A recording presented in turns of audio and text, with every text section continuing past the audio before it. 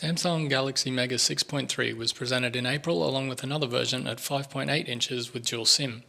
You can pick up the Mega 6.3 on Amazon for around $480 at the moment. The new range of Samsung devices are now being presented in recycled cardboard boxes. Upon opening the box, we'll find the huge Galaxy Mega. Here's my hand so you can see the size better. Okay, so what else do we get? As usual, we've got the instruction manual and, surprise, a micro SD, 4GB with SD adapter, USB cable and charger in white. Don't worry, the US version has US sockets. Earpads and of course headphones. Now see what we have in the background, a huge battery. This baby has a capacity of 3,200 milliamperes. It's larger than the Note 2, which has 3,100 milliamperes. We'll remove the wrapper and insert it into the Galaxy Mega. First, clean the chaos up a bit and we'll go through this super phablet. At first glance you can see that it has the same design as the Galaxy S4. Although there's a large difference in size, as you can see, it's pretty similar in front and profile. On the back we find an 8 megapixel camera and an LED flash, and at the bottom, speakers. The power button is on the right. On the left we have the volume control. On top there's the headphone jack and what looks like an infrared blaster. Down the bottom, the port to connect your micro USB and microphone pin. Face to face with the typical smartphone, we have the home button, front camera and sensors. But there's a difference with this screen of 6.3 inches with a resolution of 1280 by 720 pixels. This time Samsung has abandoned its famous Super AMOLED to provide the Galaxy Mega LCD panel. We round off the specifications with 1.5GB of RAM and a dual-core Snapdragon processor clocking at 1.7 GHz.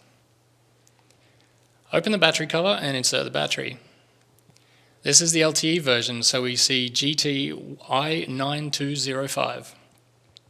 Now we return to the illuminated display compared to the S4.